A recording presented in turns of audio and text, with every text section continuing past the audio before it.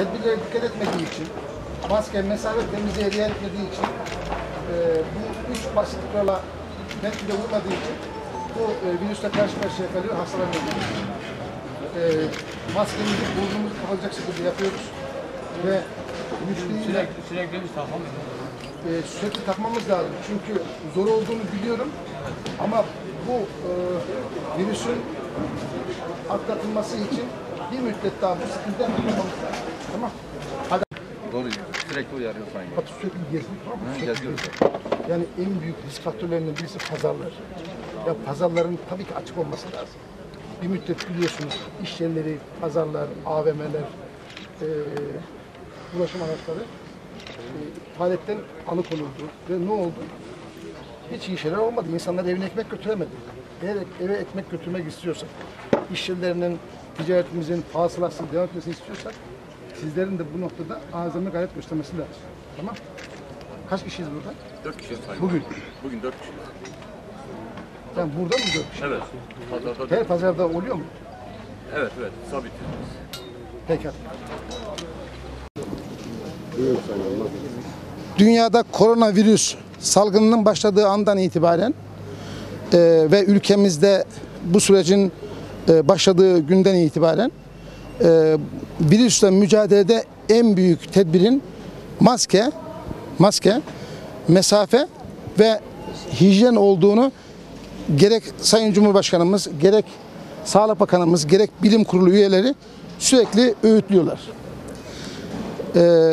Bu basit 3 kuralı ihmal ettiğimiz sürece maalesef virüs sıkıntısıyla, bulaş riskinin fazlalığıyla karşı karşıya kalıyoruz. Ama hala bu kurallara riayet etmediğimiz aşikar. Maskesini takmayan, mesafeye riayet etmeyen yakınlarındaki yaşlılarına, çevresine, dostlarına, sonra da çocuklarının geleceklerine kastediyor demektir. Evet, maskeyi takmak, mesafe kuralı, hijyen belki bizi bu sıcak yaz mevsiminde biraz sıkıyor olabilir, canımızı acıtıyor olabilir. Ama bu virüsün devam etmesinden, hala can almasından, insanlarımızın can sağlığını tehdit etmesinden daha önemli değil. Tekrar ediyorum, vatandaşlarımızdan da istirham ediyorum. Maske, mesafe ve temizlik, hijyen kuralları. Bana sorarsanız efendim başka nasıl bir tedbir olabilir virüsle mücadelede diye şunu tekrar ediyorum. Maske, mesafe ve temizlik. Pandemi kurulumuzda kararlar aldık. Bu kararlara eğer vatandaşlarımız riayet ederse bir anlam taşıyacak. Riayet etmezse maalesef vaka sayılarının çoğalmasıyla karşı karşıya kalacağız. Bunu hiçbirimiz arzu etmiyoruz. Ülkemiz geçtiğimiz aylarda dünyada olduğu gibi bu virüsün hızla yayılmasından, insanların canlarını, sağlıklarını tehdit etmesinden mütevellit sokağa çıkma kısıtlaması başta olmak üzere iş yerlerinin kapanmasıyla karşı karşıya kaldık. O günler gerçekten kötüydü, zordu. İnsanlarımız zor durumda kaldı, evine ekmek götüremedi. İAŞ'si kesildi, bir darlık yaşadılar her yönüyle. Gerek ticari anlamda, gerek sosyal anlamda her türlü alanda sıkıntı yaşadı.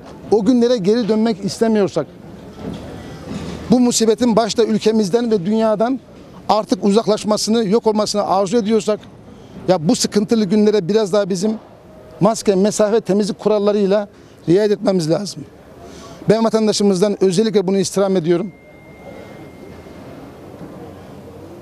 Hepimiz yanı başımızda bir Covid'li varmış gibi her türlü kurallara uyarak dikkatli olmamız lazım. Bundan sonraki süreçte maskesini takmayan, mesafe kurallarına riayet etmeyen, hijyene dikkat etmeyen vatandaşlarımız, özellikle maskeyi takmayan vatandaşlarımıza Umumi Hıfzı Kurulu kararı gereğince idari yaptırım kararı uygulayacağız. Bundan geri dönüş yok. Vatandaşımızın eğer evde Covid vakası nedeniyle pozitif test sonucu dolayısıyla evde izole edilmesine rağmen hala dışarı çıkıyor, insanların işine karışıyorsa, ki zaman zaman basında bunu yaşıyoruz, görüyoruz.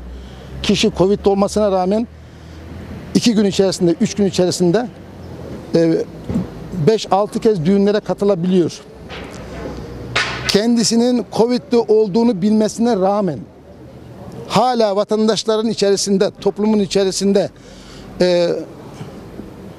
bulunuyorsa, tekrar söylüyorum, başta kendi canına kastediyor demektir.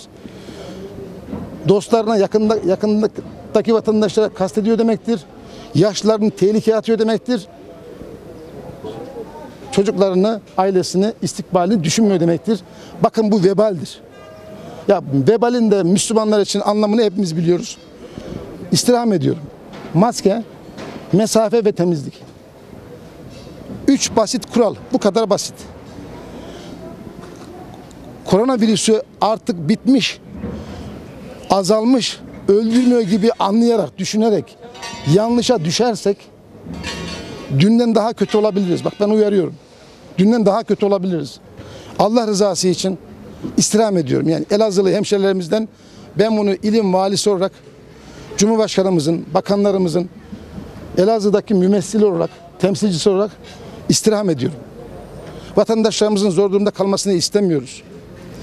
İzole haldeyken dışarı çıkan vatandaşımız olur ise tespite halinde alınacak, yurtlara yerleştirilecek, orada karantina süresini geçirmesini sağlanacak ve orada yapmış olduğu devletin tüm masrafları kendisinden de alınacak. Bu da pandemi kurulumuzun kararlarından birisi. Şu ana kadar ceza kesildi mi Sayın Valim vatandaşa? Tabii ki ceza kesiliyor. Vatandaşa ceza kesiliyor. Ama biz vatandaşa ceza keserek değil, yani bilinçlendirerek, rehberlik ederek, anlatarak bu 3 kuralı hayatlarının bu dönemde bir parçası haline getirmeye çalışarak mücadele ediyoruz. Yani çok basit. Ya bu bir sorumluluğun gereğidir aslında. Hepimizin evinde yaşlısı var. Hepimizin evinde çocukları var. Dolayısıyla sevdiğimiz insanlar var. Şimdi virüslü olan bir vaka, evet hastaneye yatıyor, ateş yükseliyor, bir sürü semptom gösteriyor. Yoğun bakıma düşüyor. Ondan sonra entübe oluyor. Belki de vefat ediyor. Allah korusun. Ama bununla birlikte virüslü olup da sizin gibi, bizim gibi sağlıklı bir şekilde aramızda dolaşan insanlar var. Onlar da hiçbir semptom bazen göstermeyebiliyor. Kendilerinde en ufak bir semptom hissettiği anda lütfen testlerini de yaptırsınlar. Yani vatandaşımızdan biz istirham ediyoruz. Elazığ'ımız, başta Türkiye'miz, insanlarımız, ümmeti Muhammed, yani bu hastalığa düçar olmamaya layık. Onun için elimizdeki tedbirleri lütfen elden bırakmayalım.